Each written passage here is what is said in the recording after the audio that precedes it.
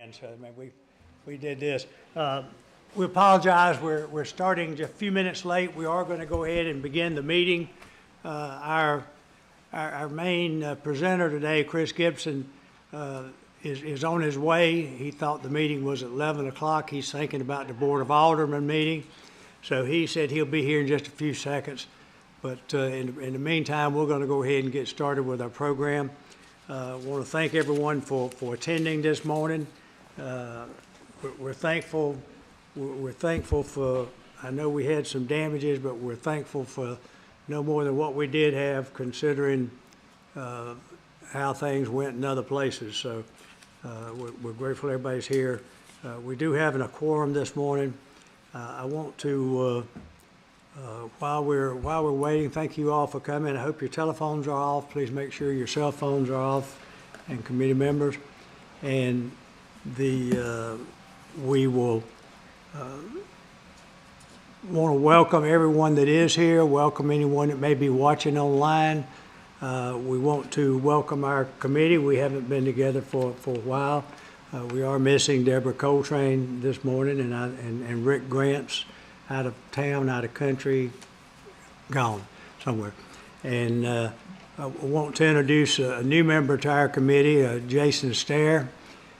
He's sitting right here trying to keep me straight, but Jason is, if you remember John Gardner, John has moved, and so he's no longer in the district, whatever you call it, if that's, but so he's not, he can't be on the committee, so Jason has now joined our committee as a member at large, and so we'll welcome him. Jason, do you want to say anything about how great you are or anything? My name was in the bucket. Little did I know this was Larry's committee. I've known Larry for about 5 years, so here we go. But interested in learning and seeing what input I can provide to maybe be helpful to everybody. He did participate in similar type committees and organizations in Nebraska, so he's not foreign to public service. He wasn't in jail or anything, I don't think. But anyway. Hey, it's been a while, you know. I've got to get a few jokes in here and there. I'm just trying to picture the beach committee in Nebraska. Yeah. Yeah.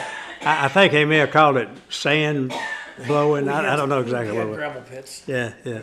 Anyway, so thank y'all for attendance. I want to. I need a approval of our agenda. I make the motion to approve the agenda. Second. Second. Second. Agenda, all in favor say aye. Aye. All opposed, like sign. Motion carries. I feel like that I've done this before. It's like deja vu, but I need to get the approval of our June 18th meeting minutes. We met, and that was the year that we did our tour and all this kind of stuff, and we met. And then right after that, I did make that presentation to the board 1st of July, not July, but August. And then we didn't have a BISAC meeting, so this is the first time that we're doing that. So I do need the approval of the June the 18th, 2024 minutes. Okay, make a motion that we approve the June 18th minutes as written. Have a motion. Is there a second? Second. Second. We have a motion and a second. If all in favor say aye. Aye. All opposed, like sign. Motion carries. Thank you.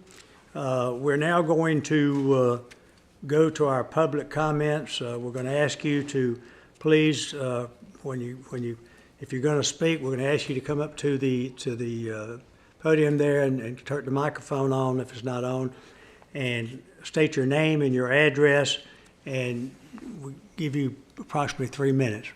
Anyone signed up to speak? Would anyone like to speak? Well, you all look good sitting out there.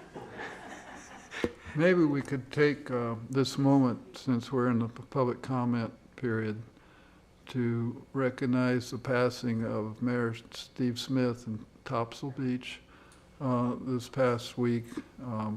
Steve was a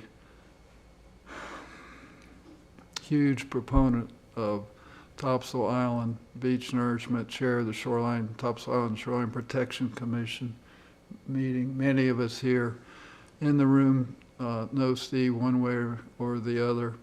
And it's, you know, a great loss, his passing in terms of contributions that he's made the past few years to Topsail Island, and as well as being mayor of Topsail Beach. So He's surely going to be missed. I mean, I think that he has been, I've served with him now for 2 years on the Topsail Island Shoreline Protection Commission, and he's well respected by a lot of the politicians and people that we have to deal with in Washington and in Raleigh, and he's done a lot for this island, not just for Topsail Beach, but for the entire island. And he's going to be sorely missed, and it's going to be tough.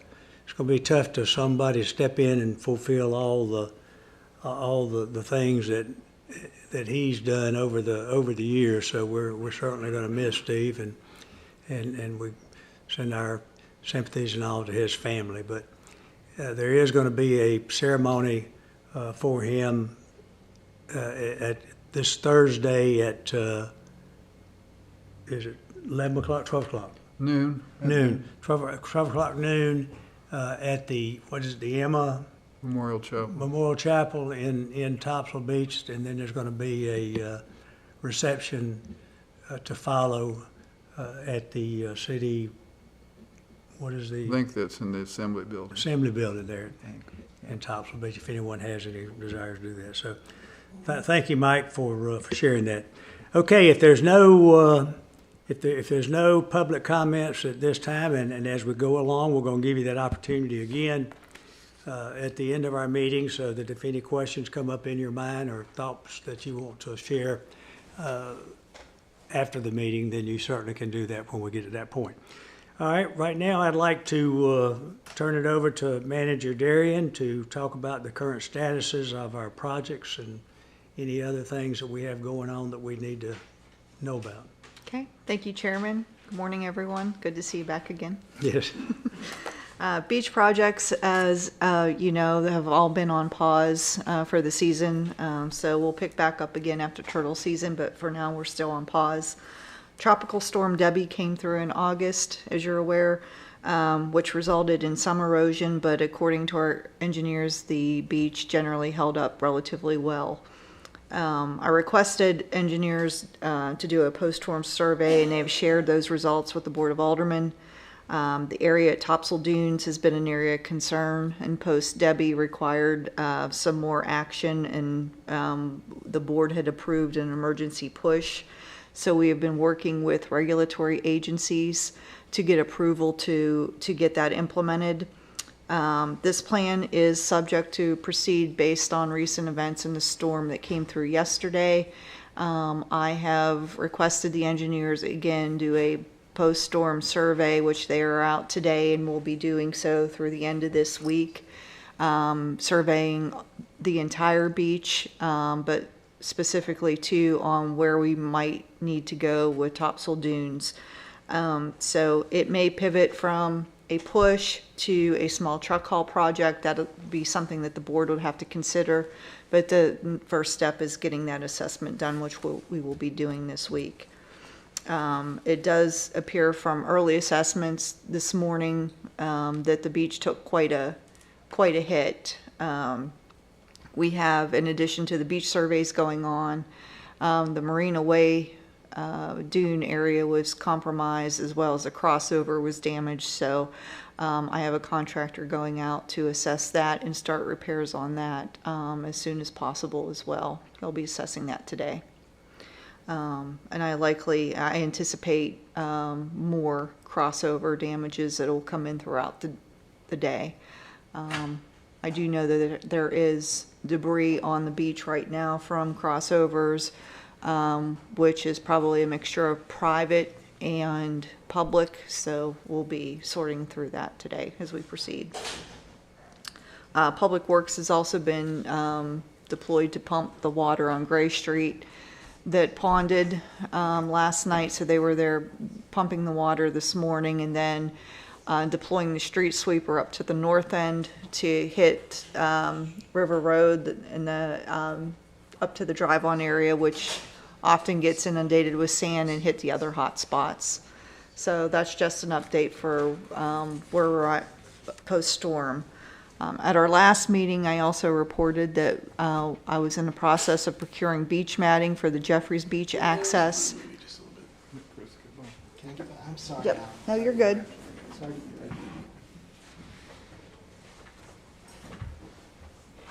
You good? Yeah, I'm good. Okay. Thank you very much, ma'am.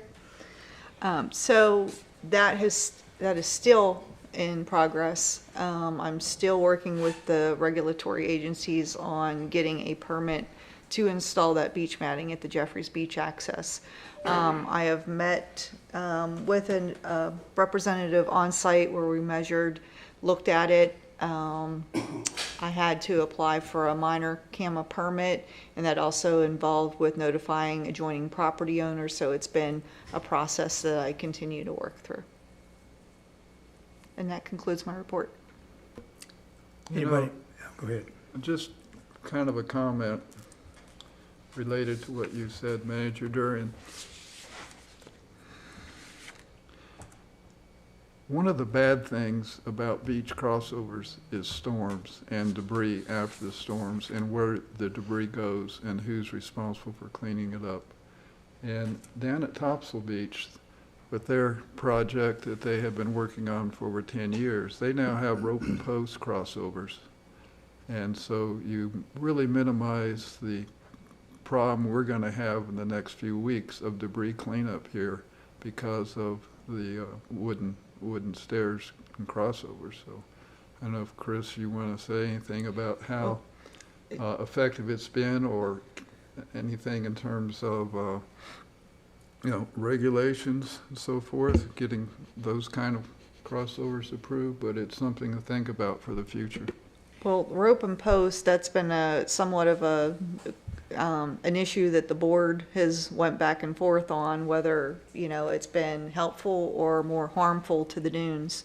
Because when they put the posts and ropes in, they're putting the posts in the dunes, and it's encouraging people to use the ropes and then travel up and over the dunes. So is it helping or hurting overall? That is a debate that continues, but Chris, you can expand. But and that's the thing with the beach matting, is this is a product that helps people with mobility issues, but can be adjusted based on tides. It can be removed based on storm events, where it's rolled up entirely and secured in an enclosed area, secure area, and then redeployed post-storm. So you don't have the debris of the crossovers, and then post and rope, you don't have people going up and into the dunes.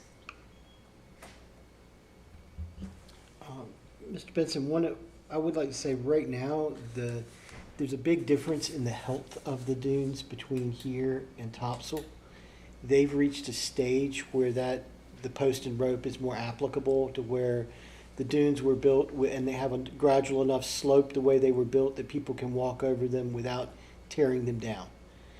So right now, if you've got an escarpment and you're trying to do post and rope, you're doing more damage because you're having to climb that escarpment, and that's tearing down, and that's going to wear down the dune.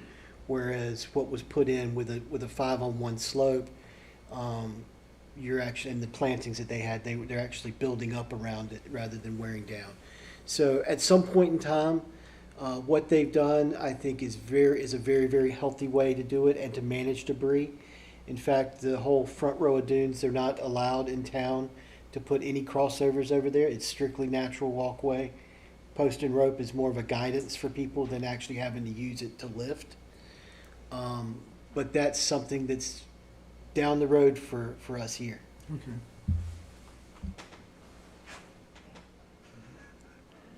Okay, anybody have any other questions of Manager Darian, or any conversation, or?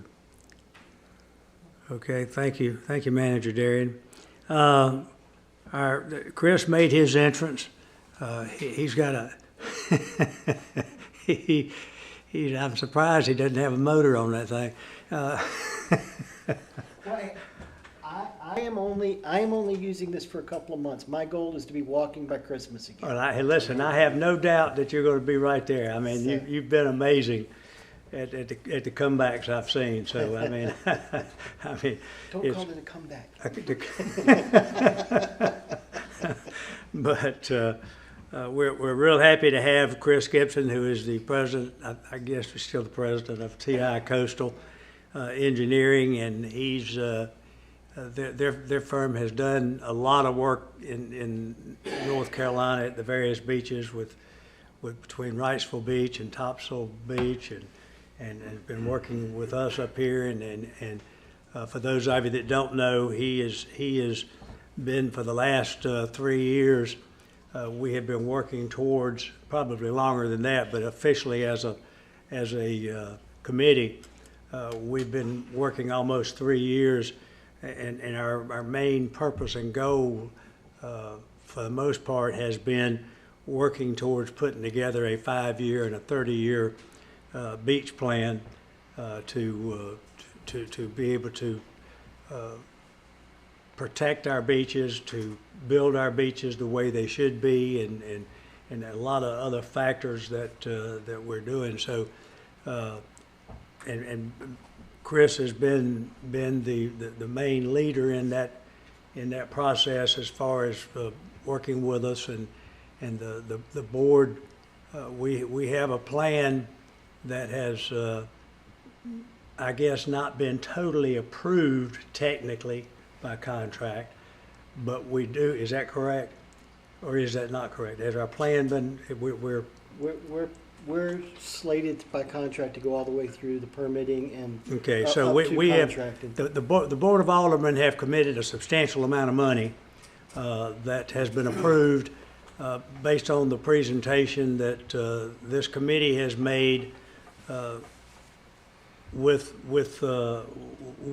Chris, and we've been very pleased. We've had little minor setbacks, but for the most part, we're close to being where we had planned on being at this time frame as far as the status of where we are in getting ready to make a real major move.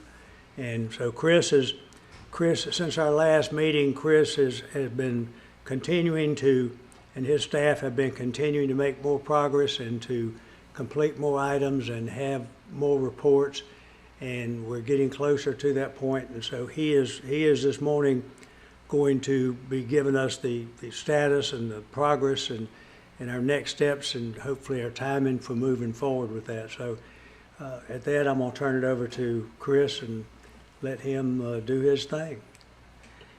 Thank you so much, Chairman Strother. I'm glad to be back here after the last couple of months. It's been an interesting time for me personally. So I'm a no-legged man in a butt-kicking contest now. We have made a lot of progress over the summer. I've got 2 of my staff members here, and we brought some show and tell today too. Scott Finnis and Megan Hoche are both here. They are doing, while I'm the one that runs my mouth, they're the ones that are doing the real work behind the scenes, making sure that this project goes smoothly, that we do all the analysis that we have to do. And Lord knows the analysis, they've got a spreadsheet that I think if we printed it would probably go from one end to the other here, that we're having to do to make sure that we get the right sand in the right place and all of that.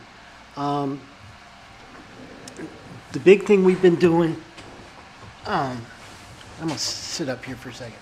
The big thing we've been doing is working on DA 143, and that is trying to make sure that we have the right material there. Awesome. How we access that with dredges, how we do it the most economically, and now that we're in that, now that we kind of have a good handle on that, the next step is for us to figure out where it goes on the beach. Next slide.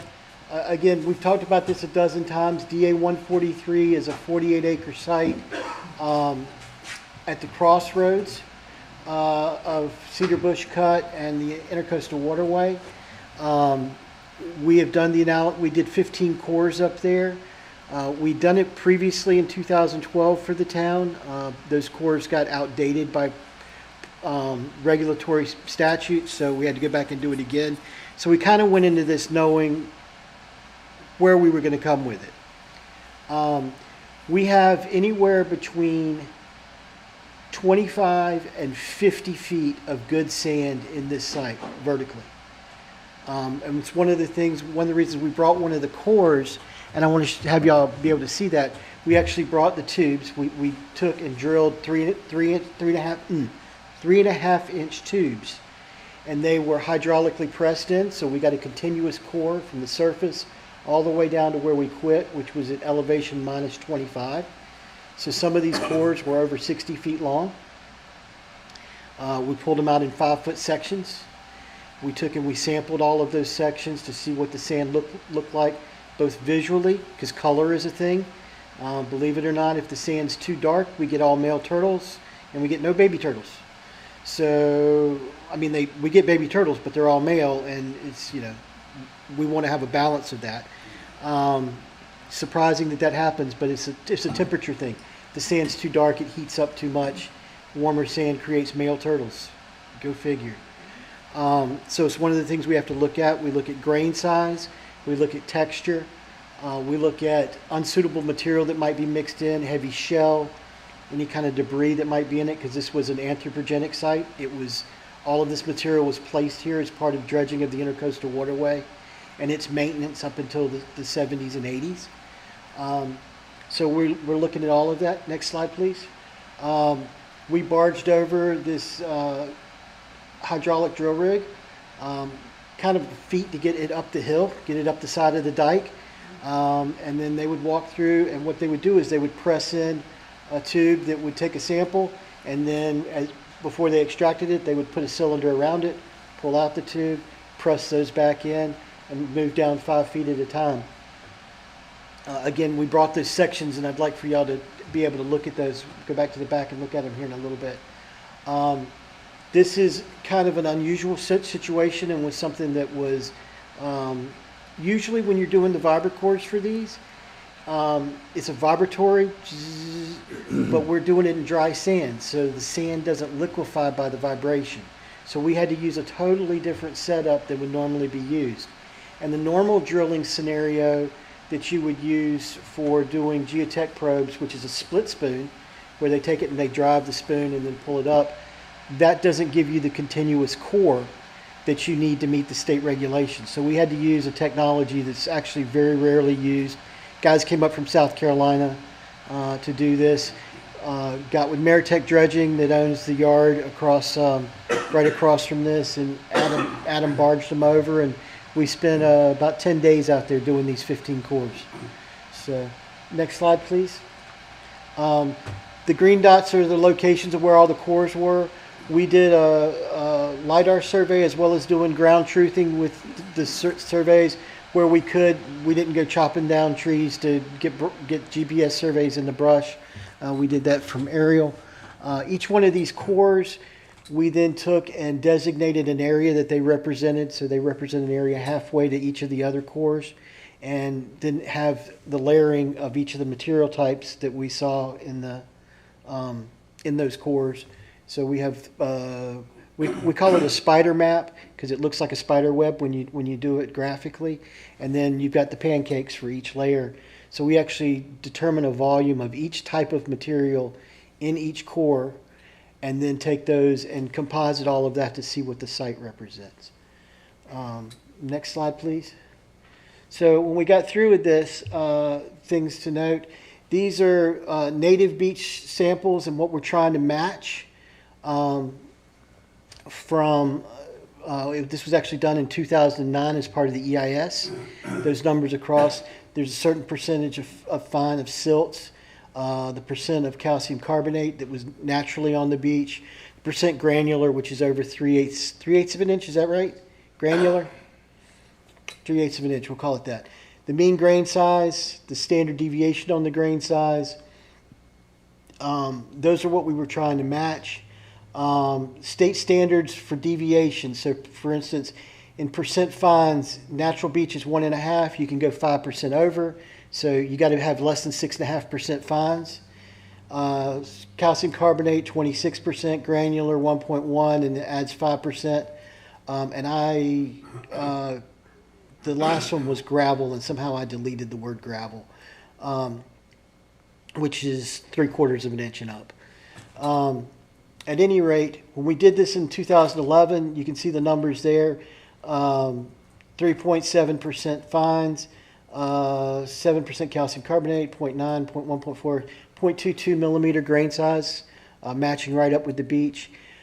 This time we calculated it, we went deeper because we said, okay, let's see what we can do if we can bring the dredge in and dig in and stay and then just dig. So we went down to 14 feet in the calculations for this one. Before, it was just to the top of the silt layer. So we went deeper this time. Again, you see a little bit more silt in it, a little bit more calcium carbonate because we're getting into the shell oyster layer that was the old marsh mat that this was built on top of. Still basically the same grain size, standard deviation still about the same, 700,000 more yards.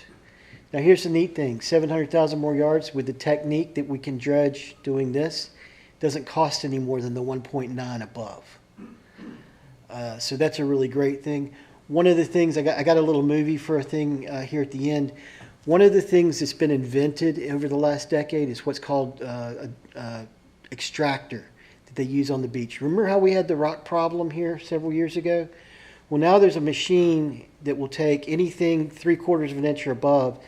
The dredge discharge goes through the machine, it goes through a grate, it gets knocked down onto a conveyor belt and conveyed directly into a truck. So when we went through the marsh mat that's underlying this before at Topsail, we got clay balls on the beach. We don't want that. We had to pick them up by hand. I had a crew out there every day. Every morning, first thing we did was do clay ball duty. But there wasn't that much, but it looked horrible. This will take that out. This will take out any shell. This will take out any grass. Any wood that we don't get in the clearing and grubbing, this machine will take out. So it allows us to go through some unsuitable material and get back down into the sand that underlies that. So we'll be using some advanced techniques in order to make sure we get a more economical project and more volume. So that's headed really, really in the right direction for us on this one. Next slide, please. So originally, I've talked to y'all about how what we would do is bring the dredge in and dig a pond, bring the dredge in, lift it up to water level, and then only dredge down to the old marsh mat. With what we found on this one, what we're actually going to do is just come from the northeast end up there, or north, I guess, yeah, that's northeast. Northeast end, come right in there at Cedar Bush Cut. They'll dredge straight in at an elevation of 12 plus 2, a depth of 12 plus 2, 12 foot to 14 foot. And they will be able to come and just walk right through the site with using the extractor. We'll be able to take out all of the bad material. We will leave a dike that's at elevation 15. So when we get done with this, there will be roughly 2 million cubic yards of capacity for the Corps and the locals to use in this site in the future. And that's how we're getting the funding, is because we're rehabilitating this site so it falls under shallow draft. It is a disposal site rehabilitation project with beneficial use. We're looking at a project that's going to be somewhere between $35 and $40 million. So we're looking, because it's a beneficial use on both ends, we're looking at, getting somewhere on the order of 25 to 30 million from the state. And Kevin Hart's probably going to go when I send him that, but because it's a big number. But it's that is where we're headed with this. Next slide, please. This is the extractor. Can you hit on that? Because it does have a play feature. And you can see this. You can't see the pipe where it's hitting the pipe on the other side. But this is down at Panama City, and they hit a bank of conch shell. And you can see how much material this is capable of moving. Think about how little rock we had before in reality, how easy that would be to come out of with something like this, to take this out, not have to go back and dig up the beach and try to remove it. But this is done right before it's discharged onto the beach, so it's right at the very discharge. And this comes out. This would take out any of the oyster shell that's in it. Again, any of the wood debris that we miss or was subgrade that we didn't get. Again, we expect to have some clay balls because we don't expect the marsh mat to completely turn to turbidity. Those will come out. All of this we can pull off the beach very easily, dispose of very easily. Figuring on right now, out of this 2.5 million yards, somewhere like 5,000 yards of it is, 400 dump truck loads is probably going to be how much stuff we get out of it, maybe less. But in the grand scheme of things, that's not a whole lot to be taken out of it, and to be able to get 700,000 yards of sand basically for free. It's worth it to deal with this part.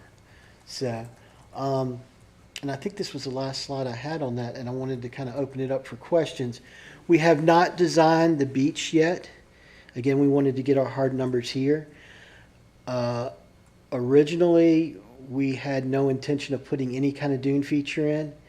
We just took a tour of the beach. The dunes are going to have to be at least faced or something. We're going to have to do a front slope on the dunes with the condition they're in now. They really got hammered the last couple of days. Several places we saw which had breached. Several places where the dunes were, I think it was at 43, excess 43. Was 41. We did 41 and 43. I think 43 was the worst of it, where the dune was the highest and scarped, probably a 10-foot scarp there. And 41 was the one that was lost, the crossover. Yeah, and almost all the crossovers in that section were gone. We went down the south end of the reefs. They had been part of the south end of the reefs where they had their access gate. They no longer have a gate. The asphalt was eaten back there. I mean, right at the very tip of the sandbag, where just once you got off the end of that, it had drawn back 25 feet.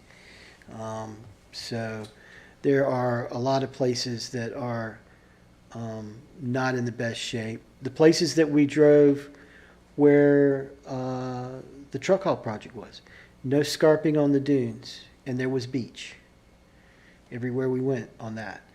So what we're doing is working. There was, where you had people, I mean, there's still a lot of people going to the beach today. As you got farther and farther north, they were literally right up against the dunes. But there was, down toward Gray Street, there was 50 plus feet of dry beach at high tide. So, it had been up to the dunes, but it had been up there softly.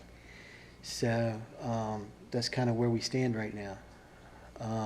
Our next steps, I will tell you that back in the beginning in August, we did have a meeting with the Corps of Engineers, with the navigation branch, talking about this, trying to see if we could pull any money out of them.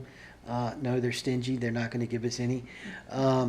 But what was interesting was that Mickey Suggs was on the call, on the Zoom call, and he's with the permitting side of things.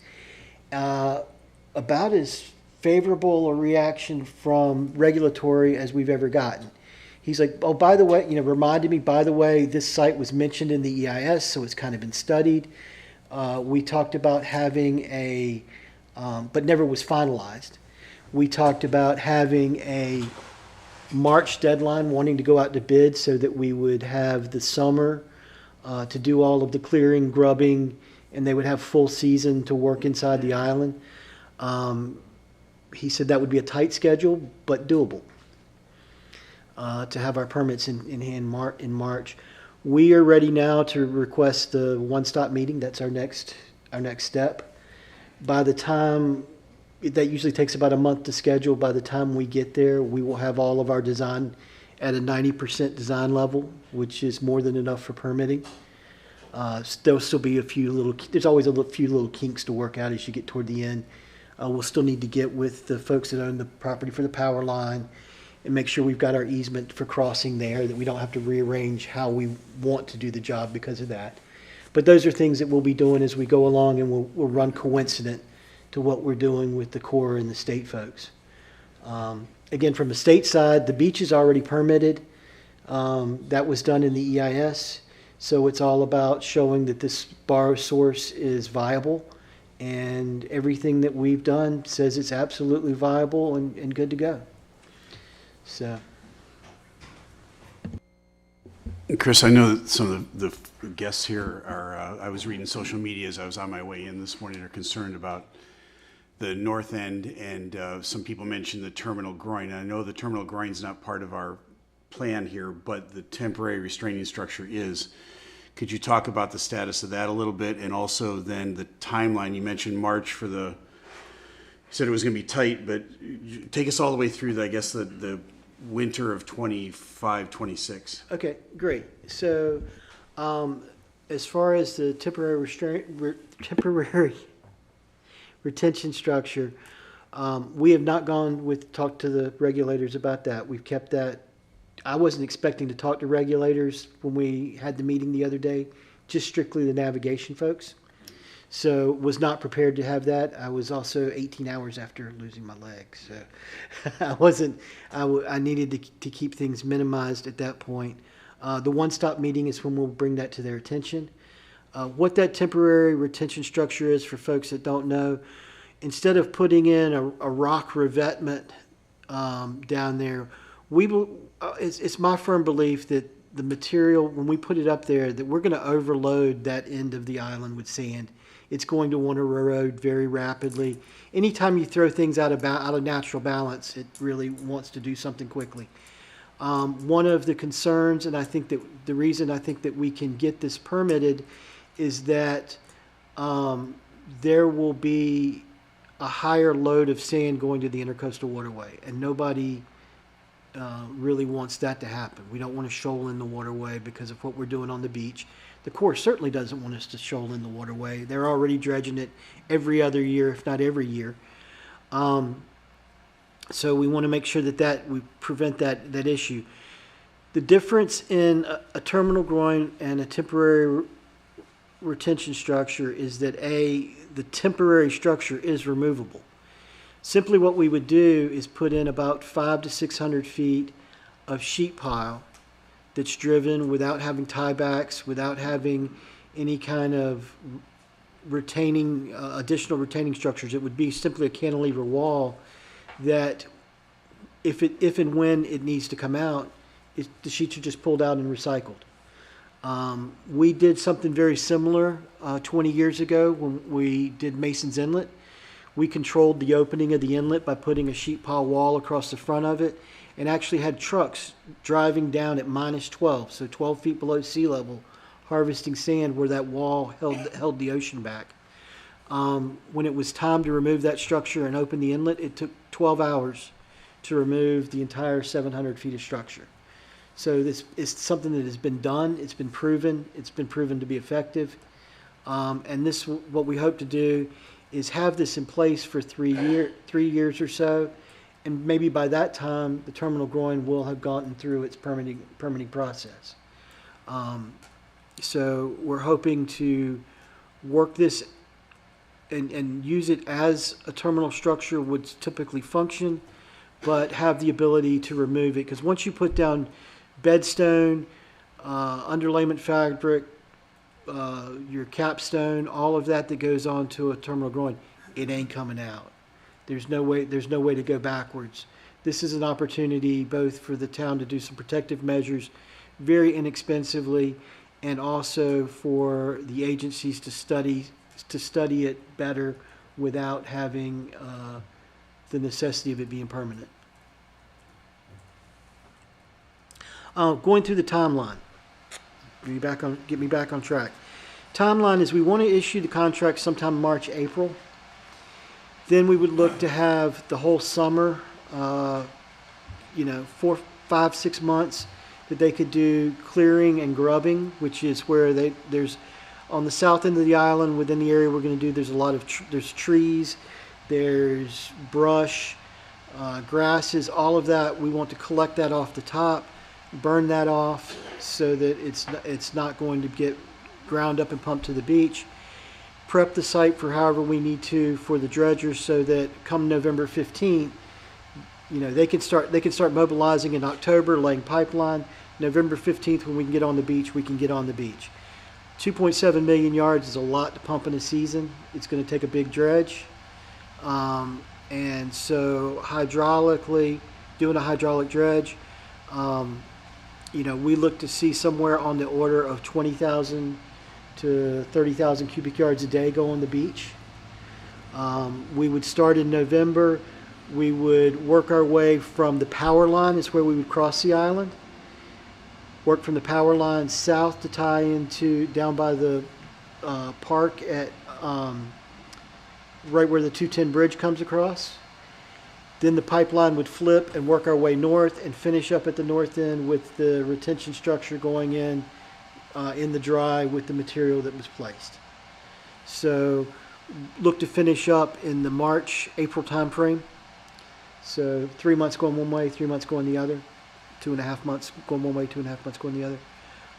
Again, at 20 to 30,000 cubic yards a day, you're looking at 115 to 120 days. That's 4 months of working, and that gives us about 2 months of lead time.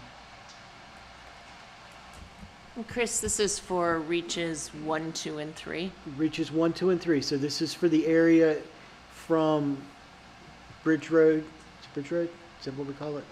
Is that the wrong word? I'm on Figure 8 Island right now. Sorry. So the 210 from the 210 bridge north, all of that. From the public beach. From the public beach there North, north. yes. The project that we are scheduled to do this coming year will take us from where Phase 5, Area 5 finished off, and will take us up to that park. And that's all of Reach 4. That's all of Reach 4. Yes, ma'am. Any other questions? So in our projected schedule, when we first got all your estimations of timeframes and when we'd be doing, we're still fairly close to those timeframes. Yes, sir. I mean, the big thing is to be able to do the construction in winter 25, 26, and we're still on schedule to do that. So we're talking about and I know when we're looking at our design schedule before, and I'm just saying this so that everybody else can know that it seems like that it's taking a lot of time, but it does take a lot of time. And from the beginning, we're basically where we thought that we would be based on Chris's projections when we had our first real design schedules after a lot had started, because we back then were talking about completion of reaches 1, 2, and 3 in the FY26 timeframe. Yes, sir. And so when that happens, because we will have done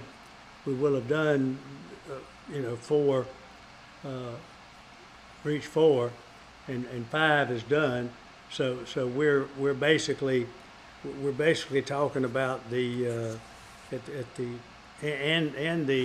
the temporary retention structure. We're talking about at the end of FY26, we should just about have all those things done. Yes, that's correct. That's the plan, and so far we're still on track. Short of situations like we've got right now, where you have storms and hurricanes that slow down a lot of things, both from a work standpoint and a money standpoint, because certainly money is no small object in this process. So, you know, we're working on a premise. We're working on a premise that so much of the money is going to have to be funded from us, and so much we're going to be getting grants and other things to do. And the more of our money that we have to utilize to repair issues and things that may have happened that don't have funding available for us to correct, is going to have to come out of some of our funds. And either that's gonna slow down the process, or we're gonna have to find more money on the outside. Am I correct? Yes, sir, that's a correct assumption. We have targeted this project so that, under current scenarios, the town would not be going to the bank. That y'all would be able to do this under your own current financing and what we see coming in over the next 18 months. That could change. And certainly if it got much larger, then there would have to be concerns. Even if the town had the money, would they be able to cash flow? And making sure you can cash flow, because the shallow draft navigation fund is a reimbursable. So you have to float money, you have to float 60 to 90 days of the project at any given time because it's reimbursed. They reimburse 30 to 45 days, but you could actually have 60 to 90 days of payments out there, getting that back.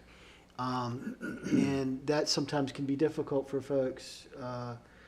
You know, we got at a point with Topsail this past go around because it went so quick. It was like everything was going along, small amounts, and then the dredge really got hit their peak, and they did 1.5 million yards in a month, and it was like, okay, now we've got to write a check for 15 million.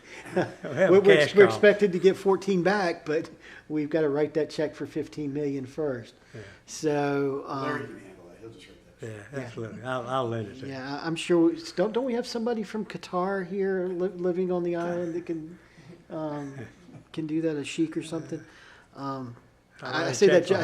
Anytime you need it. I say that jokingly. My brother had that happen on a project over in Bahrain.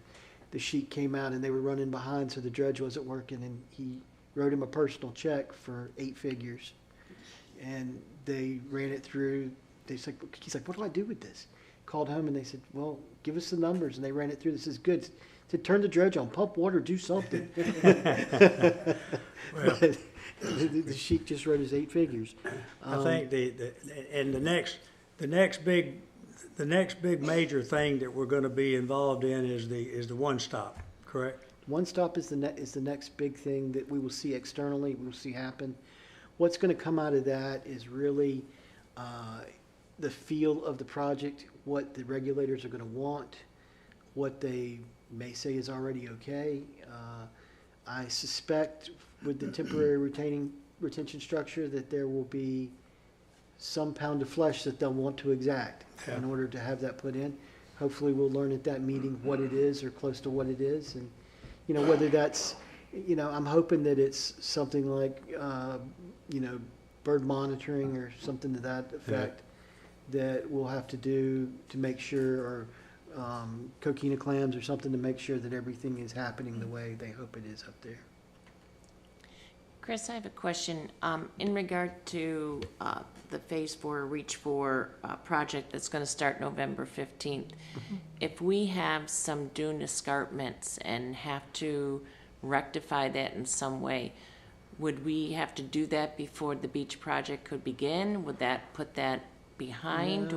No, I think probably what we should do with that is do it as we go along, because you're probably just looking at adding some to the slope, because you're not going to have enough beach to really go and put a lot of dune out there. The volume is what the volume is, right? The money is what the money is. So even if the beach is drawn back, that just means we can't go as far forward as we were going.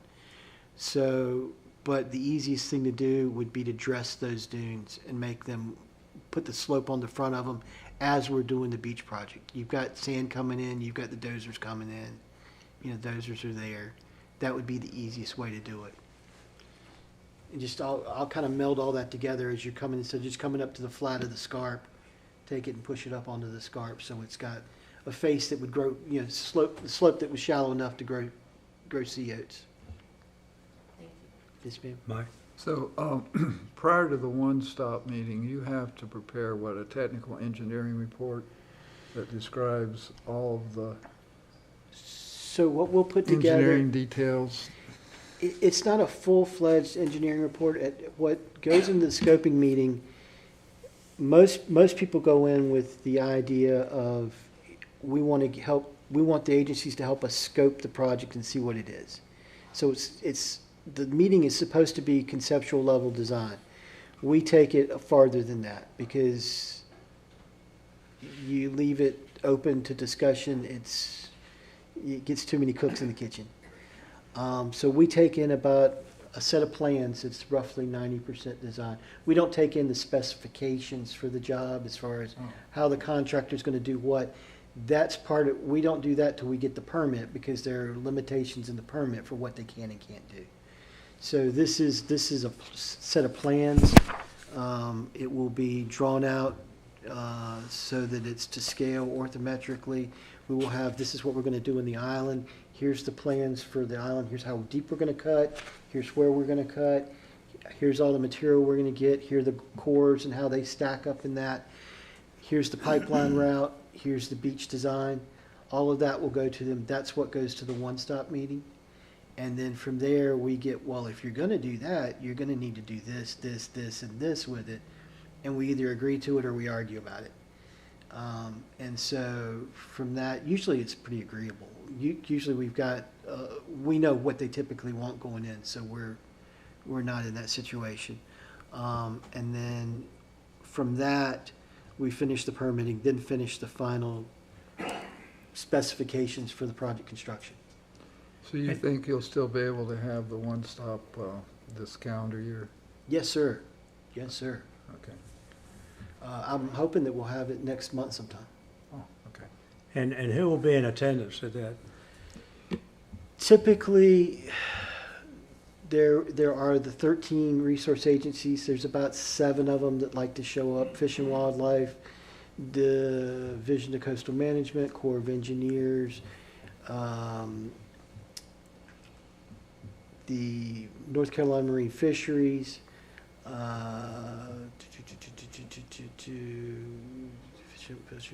The conservation groups come, like Coastal Federation?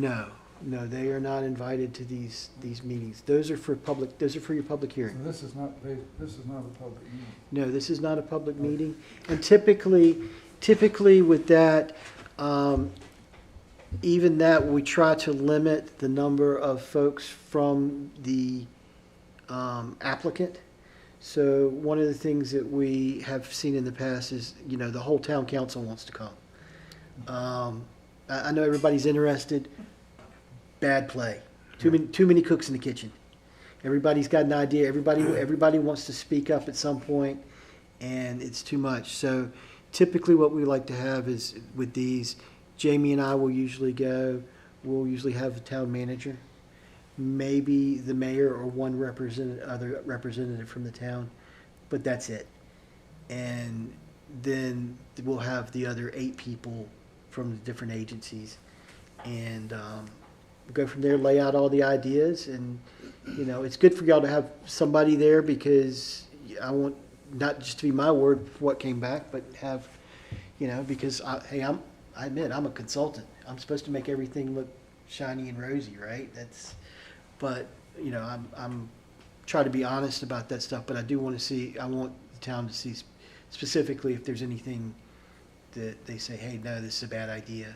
I want that to be firsthand knowledge. And once the one stop is held, are you still thinking that shortly after that we'll be able to have some public meetings? So what will happen after that is once we have the one stop, typically within 30 days we put in a full-fledged permit application at that point. We know what they want to see. That goes in within that time frame. This isn't an EIS, so there's not a statutory public hearing. If you want to have a public hearing, a public information session, that's a good thing to have.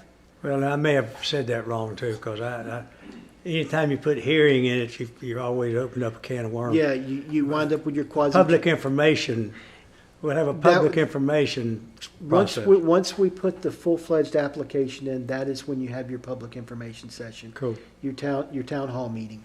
Yeah. And that's our intent, so that we can, once we've got all the permits and we know that we're fixing to go, then that's when we want to try to have a public meeting just to apprise people of where we are and answer any questions, although we're not going to change anything, but we can answer questions about where we are, because right now we're projecting. And these are all projections, and so far, that's why I wanted to emphasize, so far our projections have been good. We're still within the framework time-wise and progress-wise that our projections indicated. So we're still thinking, even though it feels like we're losing time sometimes because there's nothing going on, there's a lot going on on Chris's side. We're just not. Those two are just quiet. Yeah.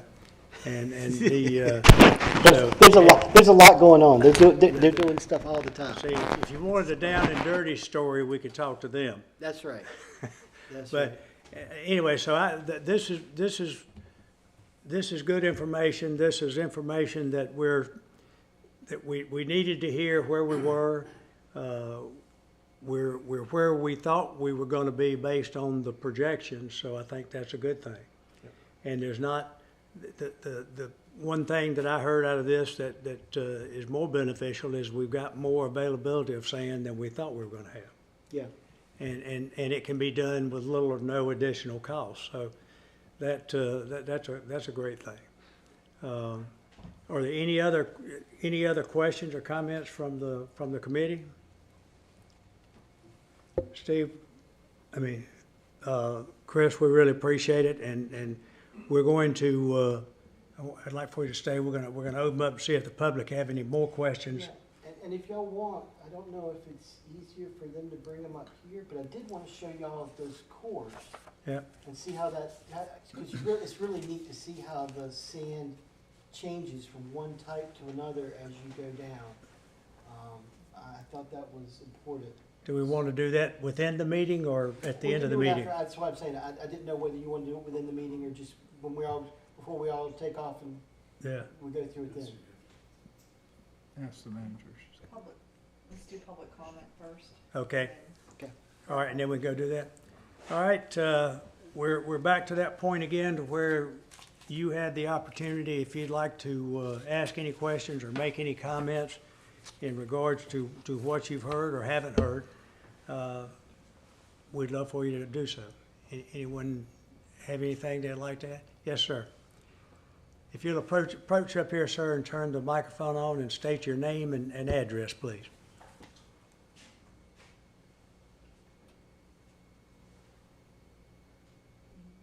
It's on there. Is it on now? Yes, sir. Dean Haldeman, 2294 New River Inlet Road. Had the place been there 40 years and watched things come and go. A few years ago, the city put in some sandbags and assessed us all. We paid the assessment, and in the arrangement and the encouragement from the city's attorney, they implied that they were going to maintain them. We've seen where there's been money budgeted each year, but have yet to see any physical work on them. Am I missing something? That's question number one. Question number two, it was a little hard to hear all the discussion. When is the projected date that something material will be done at the north end of the island? Between February and April of next year. February or April of 26. Between February and April of 2026. Okay. That answers my questions. Thank you very much. Yes, sir. Thank you. And your first question, that's probably, this committee is not the place that we could answer that first question for you. You'd need to go talk more to the town. I'm sorry, I can't help you with that, yeah. Okay, sir. Anybody else? Yes, sir.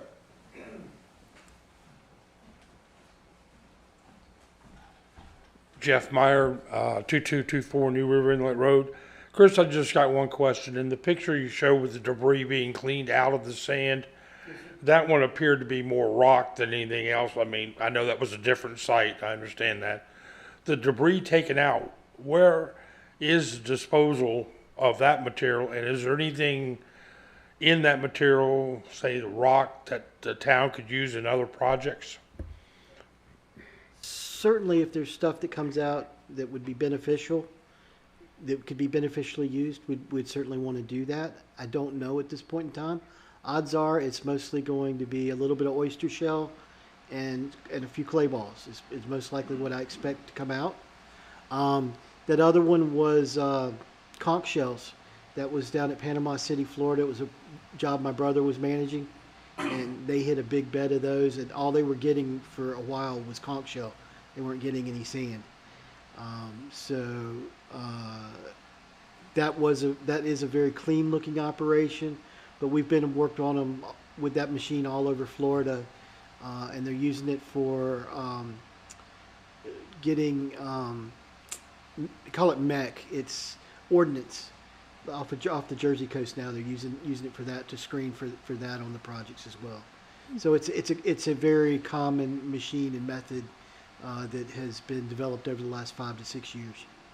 So there is a possibility we could have something we could use in some sort of project. I'm not an engineer or. It could be some sort of project. It could be that the material that comes out is, let's say we take it down to one of the parking lots to store it, and it turns out to be easier to spread to use there to raise the elevation of it. I don't know. We won't know till it comes out and we look at it and say, okay, this is what we can do with it, or we just need to take this to a landfill somewhere, or something like that. Okay. Thank you very much, Chris. Appreciate you coming in. Yes, sir. Thank you. Anyone else? Yes, sir.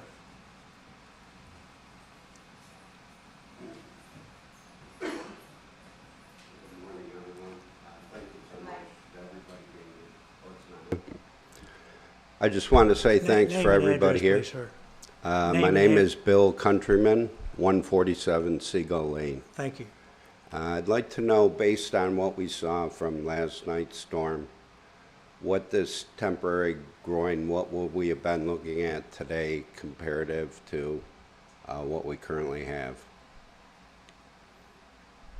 It's an interesting question. Pardon? I say that's a very interesting question. Temporary retention structure, terminal groins, any type of structure like that is going to only affect a very limited area. So it's good. The effects of this structure is really going to be from maybe what's the one below the reefs, the big condo. Villa Capriani. So Villa Capriani to the north is the only area that would be affected by it.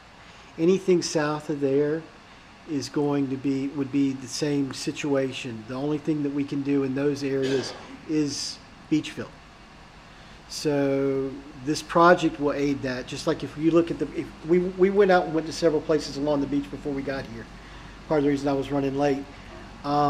If you look where the beach fill has been done, the truck haul has been done, there's still beach there. There's no erosion in the dunes because the beach did its job. If you go up into phase 4 got hit pretty bad. That would, once we get beach in there, that would alleviate some of that escarpment because you're taking the wave energy off on the beach and not putting it on the dune. Right. You would see much more sand held on the beach if you have at the very north end, instead of it coming under the houses, waves would be breaking on the beach and they would not have as much impact on the dunes up there. Everything's about getting a beach out there to break the energy away from the dunes, and the dunes are a last resort for much larger storms than what we had. We're trying to work to a point that we can break that energy 200, 300 feet farther out instead of right there on the dune, that we're getting direct pressure there. Okay, and would that waste or Unsuitable? non-desirable, could that be used almost as a base for dune No, to help hold? no, unfortunately it can't. The dune has the same qualifications or restrictions on dune, on material. If we could push it up in the dune, I'd do it in a heartbeat, because you don't want to take any material off the island that you don't have to. Right, okay. All right, thank you. Yes, sir. Thank you, sir. Anyone else? Yes, sir.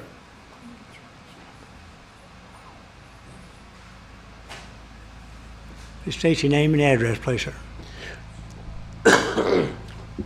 Rusty Walker, 115 Seagull Lane.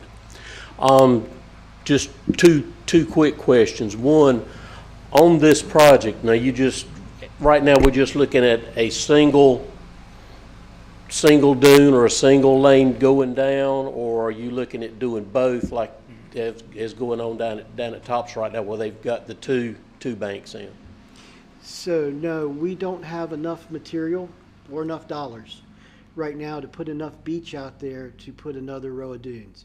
If we did, we'd be putting the dune basically in the ocean, and then it would just get hammered. Okay. So we need to, it's probably going to be, before we can get to that scenario, it took about 10 years of work for Topsail to get to where they could put in the second row of dunes. Same thing here. Once we get it fully fledged from one end to the other, it's going to take progressive projects to get to that point. Sure, okay, sounds great, thank you. I'm not sure if the committee, if this addresses to the committee or to Alice or whatever, but back in July, it was brought up at the north end at the parking area where pedestrians parking in the lot have made cut-throughs through the dune and was beating the dune down pretty bad. Town did go up, and in 3 particular spots where it was the worst, did put up a section of snow fencing to slow that down. It's being used, those narrow places are being used to hang clothes on and socks on, and people are still walking around them cutting across. I saw it this weekend. That situation probably will not alleviate itself until we've got something the entire length of the top of that dune to keep people off of it. Right now, like I say, they're hanging their towels on it and walking around it. So we tried, but you can't do anything with the general public a lot of times. Thank you.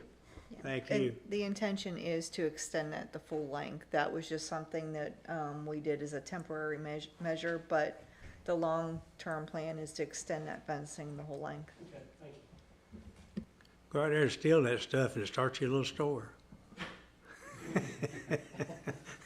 Don't do that. All right, anybody else have any questions or comments? We really appreciate the conversation. When you ask questions, it makes us realize that maybe we've said something or somebody said something that triggered a thought process, because this is your beach. It's our beach, and everybody's got to have a part in it. The question that was raised of Chris about the double dunes, I mean, that certainly is our long-term goal. I don't know whether some of us will be around to see it all, but it is our long-term goal. But it did take a long time for them to get to that point too. But it is great. I don't know if those of you that have not ever gone down there and viewed it, you should. I mean, because it really solves a lot of issues. May create others, but it solves a lot of issues when you've got that situation. So that certainly is our goal. But we're right now our major goal is to get the beaches to be engineered beaches, and that's the main thing that this whole thing is to accomplish, besides the factor of protecting our housing and our dunes and everything else. But we need all of our beaches to be engineered beaches so that we have access to FEMA money when we have issues. The problem with so many of our sections is that it all depends on CAMA. We didn't have any because they were not engineered beaches. So 5 is the only engineered beach we have now. 4 will be an engineered beach once we fix this next project that we're working on. And then when it's going to take the actions that we're talking about doing here for phases 1, 2, and 3 to make those engineered beaches.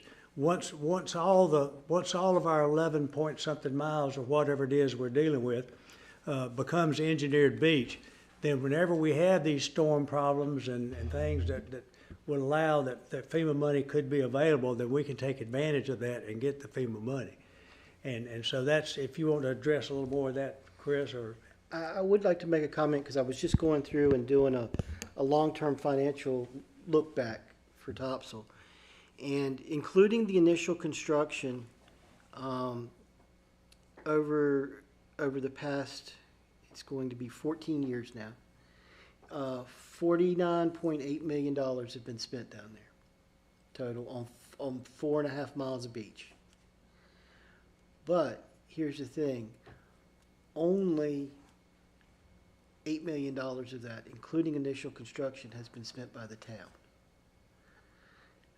68% of it was FEMA money.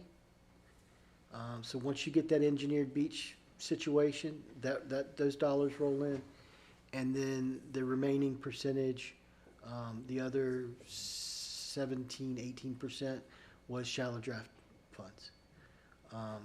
When you look at that compared to a federal project, it's actually a lower percentage that the town has spent than they would have if they had a federal project.